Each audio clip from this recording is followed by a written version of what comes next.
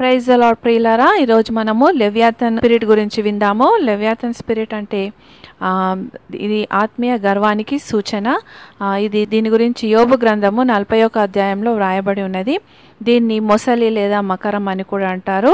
Alligator అని, see serpent అని కూడా ఇంగ్లీష్లో అంటారు. ఎఫెసీ గ్రంథము 6వ అధ్యాయము 12వ వచనంలో ఇదొక ప్రిన్సిపాలిటీ అని కూడా చెప్తారు. అయితే ఇది గర్వించే వారందరికీ రాజు, అంటే గర్వాంధులందరూ కూడా ఈ రాజును ఆరాధిస్తారు. యెషయా గ్రంథము 27వ అధ్యాయము 1వ వచనంలో ఇలాగూ రాయబడి ఉన్నది. ఆ దినము నా యెహోవా గట్టిదై గొప్పదై బలమైన తన ఖడ్గమును పట్టుకొని తీవ్ర సర్పమైన మకరమును వంకర సర్పమైన మకరమును ఆయన దండించును, సముద్రం మీదున్న మకరమును సంహరించును. ఈ వాక్యంలో ఇది వంకర అంటే ట్విస్టెడ్, కాయిల్డ్ అని చెప్పబడి ఉన్నది. ఈ ఆత్మ మాటలను వక్రీకరిస్తుంది, కమ్యూనికేషన్ గ్యాప్ తీసుకొస్తుంది, అంటే మాటలను అపార్థంగా తీసుకునేటట్టు చేస్తుంది. మనము ఒకటి మాట్లాడితే అవతలి వాళ్ళు దాన్ని ఇంకొక రకంగా అర్థం చేసుకుంటారు, అంటే అపార్థం చేసుకుంటుంటారు.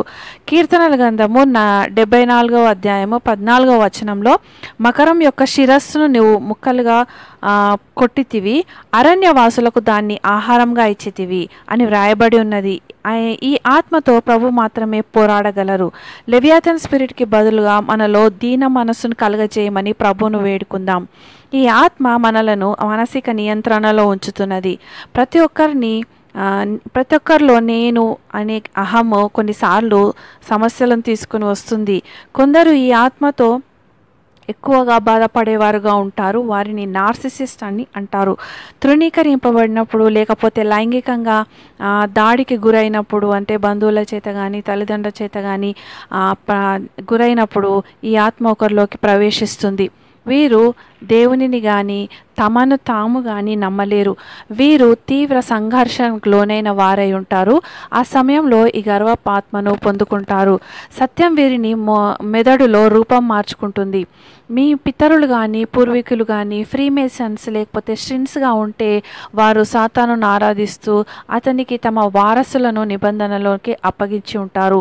ఇది ఒక శాపంగా మారి వారి తరతరాల్లో కనిపిస్తుంది. వారిలో ఇలాంటి స్పిరిట్ ఎక్కువగా పనిచేస్తుంది. ఈ ఆత్మ ఒక సర్పం, పాము వలె ఒకరి వెన్నెముకలో చుట్టుకొని ఉంటుంది. దాని వలన వారి వెనుక భాగంలో మెడల్లో నొప్పి మరియు బిగించినట్టుగా అనిపిస్తూ ఉంటుంది. ఈ ఆత్మ నిద్రలేమిని కలిగిస్తుంది. దీనిలో వీరికి దేవుని నుంచి ఎటువంటి కలలు రాకుండా నిరోధిస్తుంది. దేవుని నుంచి ఏమి వినలేని వారుగా వీరు ఉంటారు. దేవుని విషయాలను మర్మాలను తెలుసుకోనివ్వకుండా ఈ ఆత్మ బైబిల్ చదివేటప్పుడు వినేటప్పుడు నిద్రను తీసుకొని వస్తుంది. అందుకే చాలామంది చర్చలో నిద్రపోతూ ఉంటారు. ఈ ఆత్మ స్కొలోసిస్ అనే వ్యాధిని కలిగిస్తుంది, అంటే వెన్నెముకను వంకరగా మారుస్తుంది. ఫైబ్రోమైల్గియా అంటే ఈ వ్యాధి కూడా దీని వల్లనే కలుగుతుంది. ఈ వ్యాధితో బాధపడేవారు తీవ్రమైన కండరాల ఎముకల నొప్పి కలిగి ఉంటారు. అవి బిగించుకుపోయినట్టుగా అనిపిస్తుంటుంది. ఈ ఆత్మ కొన్ని క్యాన్సర్స్ని కూడా దారితీస్తుంది. ఈ ఆత్మ యజబెలైన ఆత్మతో కలిసి పనిచేస్తుంది. మీకు విడుదల కలిగినప్పుడు ఈ ఆత్మ వెంటనే మెడను వీపును విడిచిపోయినట్లు, నొప్పి మాయమైనట్లు మీరు తెలుసుకుంటారు. ఈ ఆత్మ డ్రాగన్ని సూచిస్తుంది. ఇది వెలుగుకు శత్రువు. సరిగా చదవలేని పిల్లలు, అంటే లెర్నింగ్ డిసెబిలిటీస్ ఉన్న పిల్లల్లో ఈ ఆత్మ పనిచేస్తున్నట్లు గుర్తించాలి. ఈ ఆత్మ కుటుంబానికి ఒక శాపం. ఈ ఆత్మ ఆత్మీయ పురోగతిని నియంత్రిస్తుంది. ఈ ఆత్మతో బాధపడేవారు ప్రార్థించలేరు, బైబిల్ చదవలేరు, చర్చిలో నిద్రపోతారు, విడుదలలోనికి నడిపించే దైవ సేవకులను ఎగతాళి చేస్తూ ఉంటారు. ఈ ఆత్మను గురించి యోబు గ్రంథము 41వ అధ్యాయము 34వ వచనంలో ఇలాగూ రాయబడి ఉన్నది. ఇది గొప్ప వాటన్నిటిని తిరస్కరించును, గర్వించిన జంతువులన్నిటికీ ఇది రాజు. అంటే గర్వంతో ఉన్న వారందరూ కూడా ఈ రాజు కింద పనిచేస్తున్నట్టే లెక్క. ఈ ఆత్మ విడుదల నమ్మని పాస్టర్స్ అందరికీ రాజు, అంటే విడుదల క్రైస్తవులకు అవసరం లేదు అని చెప్పే పాస్టర్లందరికీ ఇది రాజు అన్నట్టు. అంటే వారు ఈ ఆత్మ చేత బంధింపబడి క్రైస్తవులకు దయాలు పట్టవని, చేతబడులు లేవని, విడుదల విడుదల అవసరం లేదని నమ్ముతారు. వీరు విడుదల పొందరు, వేరే వారిని విడుదల పొందనీయరు. పరిశుద్ధాత్మ కార్యాలు ఈ కాలంలో జరగవని కేవలం బైబిల్ చదువుకొని మనకు తోచిన ప్రార్థన చేసుకుంటే సరిపోతుందని అంటుంటారు. విడుదల, స్వస్థత పెద్దగా పనిచేయవని నమ్ముతారు. ఇలాంటి వారు మార్కు 16వ అధ్యాయము 16-17లో ఉన్న వాక్యాన్ని ఎలా వివరిస్తారు? ప్రభు ఇలాంటి వారికి విడుదల దయచేయునుగాక. ఆమెన్. కొన్ని పెద్ద సంఘాల లాంటి ఆరాధనలో ఈ లెవియాతన్ ఆత్మ మరియు యెజబెల్ ఆత్మ కలిసి మోసపు విడుదలలు, మిరకల్స్ జరిగిస్తూ ఉంటారు.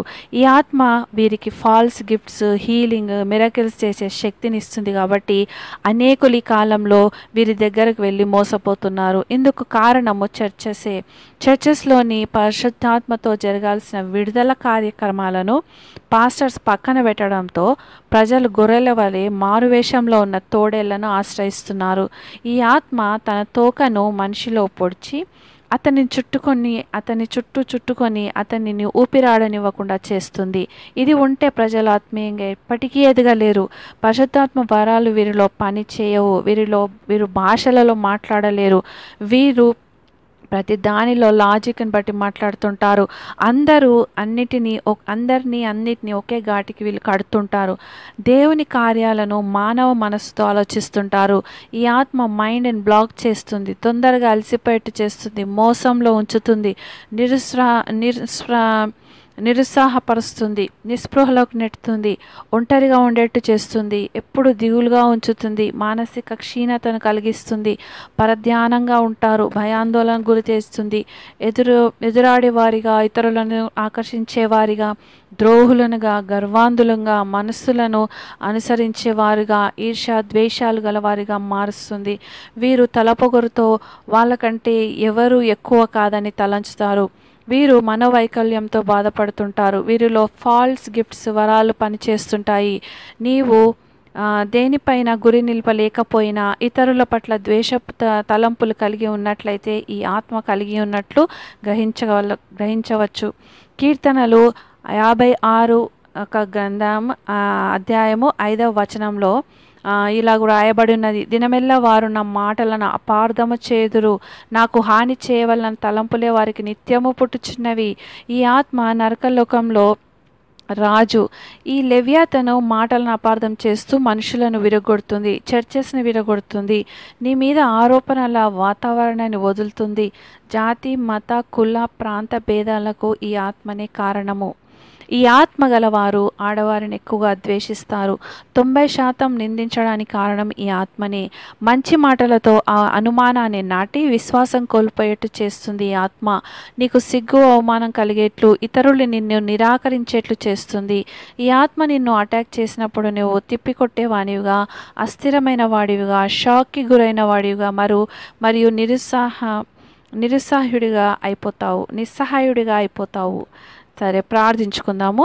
పరలోకమందున్న తండ్రి, లెవియాతన్ గర్వపు ఆత్మను గురించి తెలియజేసినందుకు వందనాలు. మేము కానీ మా పూర్వీకులు కానీ ఆత్మ కొరకు ద్వారాలు తెరిచినట్లయితే దయచేసి క్షమించండి. ప్రతి ద్వారం మూయబడునుగాక. యేసు నామంలో లెవియాతన్ స్పిరిట్ని బంధిస్తున్నాను మరియు దీన మనస్సును, నలిగిన హృదయాన్ని, వినయ మనస్సును విడుదల చేస్తున్నాను. ప్రతి చెడ్డ నీరు ఎండిపోవునుగాక. ఈ మైండ్ కంట్రోల్ స్పిరిట్స్ నుంచి విడుదల ప్రకటిస్తున్నాను. తగ్గించే, నాశనం చేసే, పడగొట్టే, అవమానపరిచే, శిక్షింపజేసే ఈ ఆత్మ నజరేయుడైన యేసు నామంలో తొలగిపోనుగాక. కీర్తనలు 74, 13, 14 ప్రకారం మకరం యొక్క శిరస్సు ముక్కలవునుగాక. దేవుని బాణములు శత్రువును చెదరగొట్టునుగాక, ఓడగొట్టునుగాక. కీర్తనలు 18, 20, 15 ప్రకారం దేవుని నాసికారంధ్రంలో ఊపిరికి ప్రవాహంలో అడుగు భాగములు కనబడునుగాక. ఈ గర్వపాత్మ దేవుని చేత ప్రతిఫలం పొందునుగాక. యెషయా 19:5లో సముద్ర జలములు ఇంకిపోనుగాక, నది ఎండి పొడి నేల అవునుగాక. తండ్రి, రాహాబు తొత్తి నేలగా నరకండి. యెషయా 7వ అధ్యాయం 1వ వచనం ప్రకారం దేవాని బలమైన ఖడ్గం తీవ్ర సర్పమైన మకరంను దండించునుగాక. ప్రభు యొక్క గాలము ఈ మకరాన్ని బయటికి లాగునుగాక. దాన్ని దవడకు గాలం ఎక్కించి దాన్ని బయటికి లాగునుగాక. దేవుని దూతలు దాన్ని పళ్ళు విరగొట్టునుగాక. తండ్రి, నీ ఆగ్రహం గర్విష్ఠులైన వారందరినీ కుంగజేయునుగాక. వారి పురములలో అగ్ని వారిని కాల్చివేయునుగాక. ప్రభా, యోబు 51:36 ప్రకారం మా వ్యాజ్యమును నీవే జరిగించి పగ తీర్చుకో తండ్రి. సముద్రం ఎండిపోవునుగాక, దాని ఊట ఇంకిపోవునుగాక. లూకా 11:20 ప్రకారం దేవుని వేలుతో దయ్యంలో వెళ్ళగొట్టుచున్నందుకు వందనాలు తండ్రి. Amen, amen, amen. ప్రియులారా, మరొక వీడియోలో కలిసేంత వరకు ప్రభు కృప మీకు తోడైండుగాక. ఆమెన్.